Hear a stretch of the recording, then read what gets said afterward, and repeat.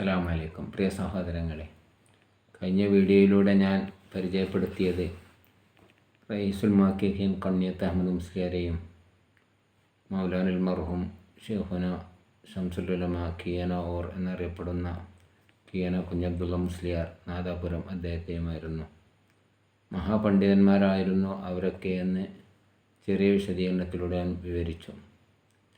എന്നാൽ ഞാൻ ഇന്നലെ കിയന ഓറെ സംബന്ധിച്ച് പറഞ്ഞപ്പോൾ എൻ്റെ ഒരു സ്നേഹിതൻ അദ്ദേഹത്തിന് ഹറം ക്ലീനിങ് വിസക്ക് വന്ന ഹറം ക്ലീനിങ്ങിൻ്റെ സമയത്ത് അദ്ദേഹത്തിന് കിയനൂറുടെ പ്രാർത്ഥന ഫലമായിട്ട് വളരെയധികം സാമ്പത്തിക ലാഭമുണ്ടായെന്നും അദ്ദേഹത്തിൻ്റെ കടങ്ങളൊക്കെ വീടിയെന്നും അതിൻ്റെ കാരണം കിയനൂറുടെ പ്രാർത്ഥനയായിരുന്നു എന്നൊക്കെ പറഞ്ഞു.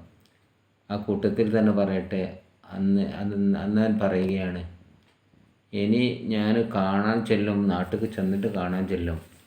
അപ്പോൾ അദ്ദേഹത്തിന് എന്തെങ്കിലും ഹദിയ കൊടുത്താൽ അദ്ദേഹം സ്വീകരിക്കൂല, പൈസ ഒന്നും കൊടുത്താൽ വാങ്ങൂല.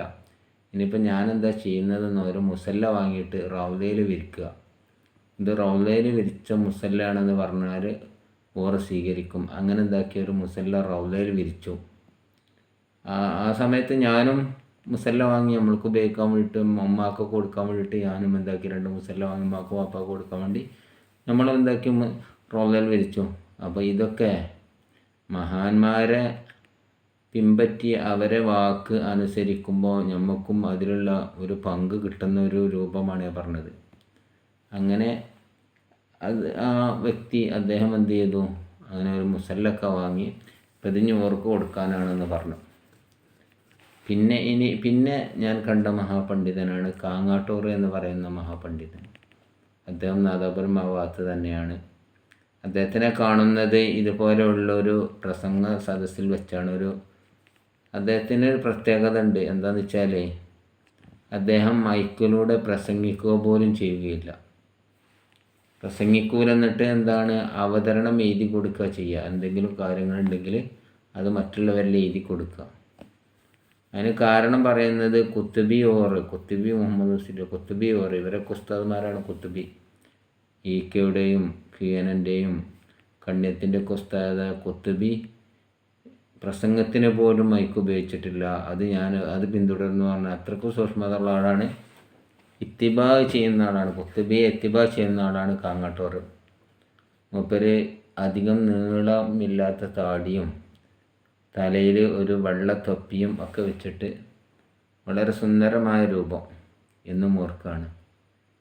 അദ്ദേഹത്തിനെ ഒരു സദസ്സിൽ കൊണ്ടുപോകുന്ന അവിടെ ഇരുത്തിയാൽ എല്ലാവരും ശ്രദ്ധ അദ്ദേഹത്തിലേക്കായിരിക്കും.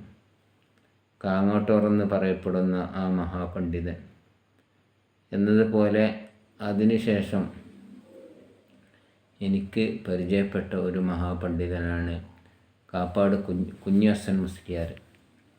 ഞാൻ കാപ്പാട് എൻ്റെ അളാപ്പ വടശ്ശേരി ബാപ്പു മുസ്ലിയാർ ദർസ് നടത്താൻ വേണ്ടി ചീനച്ചേരി എന്ന സ്ഥലത്ത് ദർസ് നടത്തിയിരുന്നു. ഈ കാപ്പാട് കാദിൻ്റെ ശിഷ്യനാണ് അളാപ്പ. അങ്ങനെ കാപ്പാട് കാദി ക്ഷണിച്ചത് കൊണ്ടാണ് അങ്ങോട്ട് പോരുന്നത്. വളരെയധികം പ്രായമായ, കണ്ണിയത്തിനെ പോലെ പ്രായമുണ്ടായിരുന്ന, വളരെ പ്രായത്തിൻ്റെ ആധിക്യത്തിൽ അദ്ദേഹം അങ്ങനെ അവിടെ ഒരു ചാരുകസേല ഇരിക്കുന്ന രംഗം, നല്ല വെളുത്ത, കാണാനൊക്കെ സുമുഖനായ പ്രായമുള്ള ഒരു പണ്ഡിതൻ. അദ്ദേഹത്തിൻ്റെ അടുത്ത് ചെന്ന് ഞങ്ങൾ പ്രാർത്ഥിപ്പിക്കുകയും എല്ലാ കാര്യങ്ങളും എന്ത് വിഷമമുണ്ടെങ്കിലും ഇവിടെ ഒന്ന് പറഞ്ഞോളേണ്ടി എന്നൊക്കെ പറഞ്ഞ് ആശീർവദിക്കുന്ന ഒരു മഹാപണ്ഡിതനായിരുന്നു കാപ്പാട് കുഞ്ഞി ഹസൻ മുസ്ലിയാർ. അങ്ങനെ അന്ന് ചീനച്ചേരി എന്ന് പറയുന്ന സ്ഥലത്ത് ദർസ് നടത്തിയപ്പോൾ അവിടെ കുട്ടികൾക്ക് ഭക്ഷണം കൊടുക്കാൻ ചിലവാകാത്തത് കൊണ്ട് എൻ്റെ അളാപ്പ ഉസ്താദ് അവിടെ നിന്ന് എന്താക്കി, ദർസ് നിർത്തേണ്ടി വന്നു. കാരണം കുട്ടികൾക്ക് ചിലവായിട്ട്. അങ്ങനെ എന്നെയൊക്കെ എന്താക്കി 2-3 ആൾക്കാരെ കാപ്പാട് ദർസിൽ ചേർത്തു. കാരണം പിന്നെ ദർസ് കിട്ടിയിട്ട് വേണ്ടേ. അങ്ങനെ എന്താക്കി കാപ്പാട് ദർസിൽ കാപ്പാട് ഷിഹാബുദ്ദീൻ ഫൈസി PKK ബാബൻ്റെ അനുജൻ മൗലാനുൽ മർഹൂം ഷിഹാബുദ്ദീൻ ഫൈസി, അദ്ദേഹം ഈ അടുത്ത് വഫാത്തായി. വളരെയധികം ഭയങ്കര ഗൗരവമുള്ള ശബ്ദം, ഏപ്പിൻ്റെ ഒക്കെ ശബ്ദം പോലെയാണ്, ഭയങ്കര ഒച്ചയായിരുന്നു അന്ന്. അങ്ങനെ ആ കൊല്ലിന്നെടുത്തിട്ട് ഭയങ്കര ഒച്ചയായിട്ടുള്ള മഹാപണ്ഡിതനായിരുന്നു. അവസാനം അദ്ദേഹം എന്താക്കി, വളരെ പക്വതയുള്ളൊരു പണ്ഡിതനായിരുന്നു ആ കുഞ്ഞി ഹസൻ മുസ്ലിയാരെയും എന്നതുപോലെ തന്നെ ഈ ഉസ്താദുമാരെയൊക്കെ വളരെയധികം ആദരിക്കുന്ന മഹാപണ്ഡിതനും നാദാപുരം കാളിയുടെ മകളെയാണ് അദ്ദേഹം വിവാഹം കഴിച്ചത്. എൻ്റെ ഉസ്താദായ ഷിഹാബുദ്ദീൻ വൈസി ഈ കല്യാണം കഴിച്ചത് നാദാപുരം കാളിയുടെ മകളെയാണ്. അപ്പോൾ ആ സമയത്താണ് അവിടെ നിൽക്കുന്ന സമയത്ത് CM വലിയുള്ളാഹിനെ കാണണമെന്ന ആഗ്രഹത്താൽ 2 പ്രാവശ്യം ഈ മൂപ്പൻ്റെ വീട്ടിൽ പറഞ്ഞ കോഴിക്കോട് ചെന്നിട്ട് 2 പ്രാവശ്യം കാണാൻ കഴിഞ്ഞില്ല. ഒരു പ്രാവശ്യം കുറേ ജനങ്ങൾ തിരക്കായതുകൊണ്ട് പിന്നെ ദർസിൻ്റെ സമയമല്ല, അങ്ങോട്ട് എത്തണമല്ലോ. 2ാമത്തെ ദിവസം ചെന്നപ്പോൾ അദ്ദേഹം പറഞ്ഞു, ഒരു എഴുത്ത് എഴുതിച്ചിട്ടുണ്ട്, എൻ്റെ ജ്യേഷ്ഠൻ മരിച്ചിട്ടുണ്ട് എന്ന് അറിയിച്ചുകൊണ്ടൊരു എഴുത്ത്. അതാരും പറഞ്ഞതല്ല, അദ്ദേഹം സ്വയം കണ്ട് പറഞ്ഞതാണ്. ഒരാളോട് എഴുതി വെക്കുക, അങ്ങനെ മരിച്ചു, ജ്യേഷ്ഠൻ മരിച്ചു എന്ന് എഴുതി വെച്ചു. അപ്പം ഇതാണ് അങ്ങനെ. ഈ കാപ്പാടിനെ സംബന്ധിച്ച് പറയുകയാണെങ്കിൽ അവിടെ വളരെയധികം മഹാരഥന്മാർ, അന്ത്യവിശ്രമം കൊള്ളുന്ന പണ്ഡിതന്മാരുള്ള കാപ്പാട് വലിയ കാളിയൊക്കെ പറഞ്ഞത് വലിയ കറാമത്തിൻ്റെ ഉടമയായിരുന്നു. ആ അവസരത്തിൽ ഞാൻ ഓർക്കുകയാണ്, അവിടെ ഒരു വലിയൻ്റെ മക്ബറുണ്ട്. അവിടെ കടപ്പുറത്ത് നിന്ന് കുറച്ച് ആളുകൾ, ഒരു 10-20-5-8 ആളുകൾ എന്താക്കി ഓടി വരുന്നുണ്ട് ഒരു സമയത്ത്, കുറേ ബേക്കറികളൊക്കെ വാങ്ങിയിട്ട്. എന്നിട്ട് ഉസ്താദിനോട് പറഞ്ഞു, ഉസ്താദ് ഷിഹാബുദ്ദീൻ ഉസ്താദിനോട് പറഞ്ഞത്, ഞങ്ങൾ കടലിൽ കുറേ അങ്ങോട്ട് എത്തിയപ്പോൾ വഞ്ചി മറിഞ്ഞു. അങ്ങനെ ഞങ്ങൾ എന്ത് ചെയ്തു, ആ മറിയുന്ന സമയത്ത് ഞങ്ങൾ കാപ്പാട് പള്ളിയിലേക്ക് നേർച്ച കൊടുക്കുക എന്ന് നിയ്യത്ത് ചെയ്തതുകൊണ്ടാണ് ഞങ്ങൾ രക്ഷപ്പെട്ടത് എന്ന് പറഞ്ഞു. അങ്ങനെ ഞങ്ങൾ അത്ഭുതമായിട്ട് രക്ഷപ്പെട്ടു എന്ന് പറഞ്ഞാണ് ഞങ്ങളൊക്കെ ഞങ്ങളുടെ അടുത്ത് വന്ന് ഭക്ഷണം ഈ ചീരണിയൊക്കെ കൊണ്ടുവന്ന് ദ്വാർപ്പിച്ച് പോയൊരു രംഗം ഓർക്കുകയാണ്. അപ്പോൾ മഹാന്മാരുടെ അസറുകൾ അത് നമ്മൾ കണ്ട് പരിചയപ്പെട്ട ആളുകൾക്ക് പിന്നെ എന്താണ്, അതൊരിക്കലും ഓർമ്മയിൽ നിന്ന് മറക്കൂല. അപ്പോൾ ഇത് നമുക്കും ഇതിൻ്റെയൊക്കെ ഫലം അനുഭവിക്കും. എങ്ങനെ അനുഭവിക്കും? നമ്മൾക്ക് ഇതിനൊക്കെ വിശ്വാസം നഷ്ടപ്പെട്ടു പോയില്ലേ. കാരണം ഈ വഹാബീസം ഇവിടെ പ്രചരിപ്പിക്കുന്നത് ഇതൊന്നുമില്ല, അതൊക്കെ ഇല്ലാത്തതാണ്.